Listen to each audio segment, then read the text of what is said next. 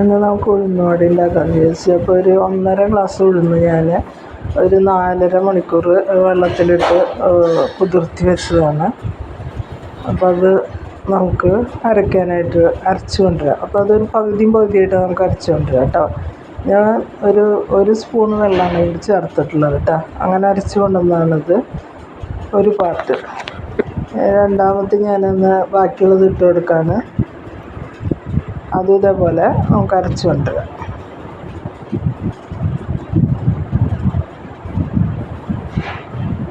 അപ്പോൾ ഞാൻ നേരത്തെ അരച്ചത് ഒരു സ്വല്പം തരിയോടുകൂടി ഇത് നന്നായി നൈസായിട്ട് അരച്ചിട്ടുണ്ട് കേട്ടോ. അപ്പോൾ രണ്ടും കൂടി ആകുമ്പോൾ കുറച്ച് തരിയൊക്കെ നിൽക്കുന്നത് ഇതിനൊരു ടേസ്റ്റാണ് കേട്ടോ. അപ്പോൾ ഇതിലേക്ക് ഞാനിനി 2 സബോള ചെറുതായി അരിഞ്ഞ് വെച്ചതും ഒരു ചെറു കഷ്ണം ഇഞ്ചി, ഒരു 3 പച്ചമുളക്, വേപ്പില ഒക്കെ അരിഞ്ഞ് വെച്ചതാണ് കേട്ടോ. അത് ഇതിലേക്ക് ഇട്ട് കൊടുക്കാം. ഇത് വേണ്ട വേപ്പില, ഇഞ്ചി, പച്ചമുളക്,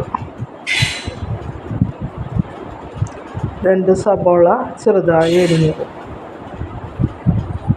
ചെറുള്ളി എടുക്കാം കേട്ടോ. എനിക്കിപ്പോൾ ഞാൻ സബോളയാണ് എടുത്തതിന് മാത്രം.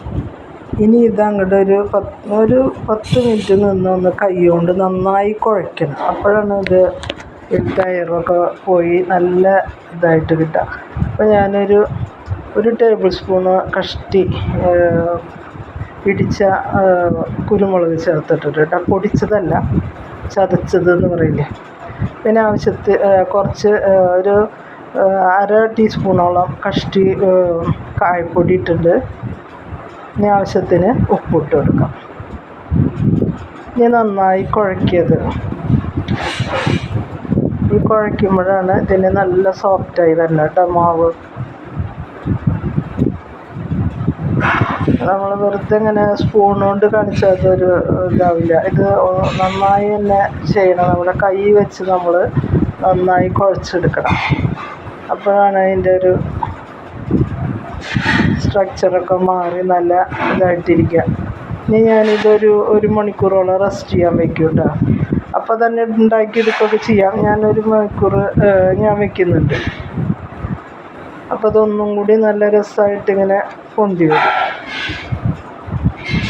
ഇതിൽ അരിപ്പൊടി ചേർക്കുന്നവരൊക്കെ ഉണ്ട് കേട്ടോ. ഞാനൊന്നും ചേർക്കണില്ല, ഇത് മാത്രമാണ് കേട്ടോ ചെയ്യുന്നത്. അപ്പോൾ 1 മണിക്കൂർ കഴിഞ്ഞ് ഞാൻ ചട്ടി വെച്ച് വെളിച്ചെണ്ണ ചൂടായി വന്നിട്ട് അതിലേക്ക് നമുക്ക് ഇതേപോലെ, അതെല്ലാവർക്കും അറിയാമല്ലോ, ഉഴുന്നുവട നമ്മൾ കൈയൊന്ന് നനച്ചിട്ട് അതിൽ നിന്ന് ഒരു ബോളെടുത്ത് പരത്തി അതിൽ വെള്ളത്തിൽ മുക്കിയിട്ട് നടുവിലൊരു ഹോളിട്ട് കൊടുക്കും. അപ്പോൾ അതാണ് ഇട്ടിട്ടുള്ളത്. ഒരു 4 എണ്ണം വീതമാണ് എനിക്ക് ഇടാൻ പറ്റുന്നത്. അപ്പോൾ അതേപോലെ ഞാൻ ഇട്ടിട്ടുണ്ട്. നല്ല രസമായിട്ട് പൊന്തി വരുന്നുണ്ട്. അപ്പോൾ ഇട്ട വെച്ച് നമ്മളൊന്നും ചെയ്യരുത് കേട്ടോ. ഇതിൻ്റെ അടിഭാഗം ഇതേപോലെയൊക്കെ ആകുമ്പോഴാണ് നമ്മൾ പിന്നെ അതൊന്ന് മറിച്ചിടാൻ നോക്കാവോ. ഞാൻ കുറേ വെളിച്ചെണ്ണയിൽ ഇങ്ങനെ മുങ്ങി ഇതാവണ പോലെ ചെയ്യുന്നില്ല. കാരണം ഞാൻ വെളിച്ചെണ്ണ അങ്ങനെ റിപ്പീറ്റ് ചെയ്ത് ഉപയോഗിക്കാൻ എനിക്ക് ഇഷ്ടമില്ലാത്ത കാരണം അങ്ങനെ ഇത്രയും വെളിച്ചെണ്ണ മതി, ധാരാളമാണ്. അപ്പോൾ നമ്മളിങ്ങനെ തിരിച്ചു മറിച്ച് ഒന്നിട്ടിട്ട് നമ്മളിങ്ങനെ വേവിച്ചെടുക്കുക. ഉള്ളു വേവണം. അപ്പോൾ ലോ ടു മീഡിയത്തിൽ വെച്ച് ഉണ്ടാക്കിയാൽ മതി കേട്ടോ.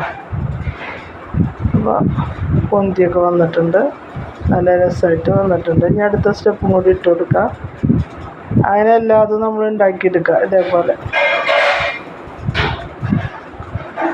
കൈയൊന്നും നനയ്ക്കാൻ പാത്രം വയ്ക്കുക. അപ്പം നമ്മൾ ആ വെള്ളത്തിൽ മുക്കിയിട്ട് ഹോളിട്ട് കൊടുക്കണുണ്ട്. അതേപോലെ അത് എല്ലാവരും ചെയ്യാറുള്ളത് തന്നെ ചെയ്യുക. അപ്പം നല്ല ടേസ്റ്റി ആയിട്ടുള്ള ഉഴുന്നുവട ഇതേപോലെ ഉണ്ടാക്കിയെടുക്കുക.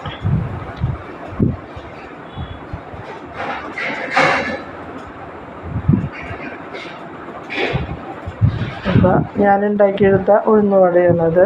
അതിനൊരു ചട്നി ഉണ്ടാക്കിയിട്ടുണ്ട്. അപ്പോൾ നിങ്ങൾക്ക് ഇഷ്ടപ്പെട്ടാൽ ലൈക്ക് ചെയ്യാനും ഷെയർ ചെയ്യാനൊന്നും മറക്കരുത്. Thank you, by.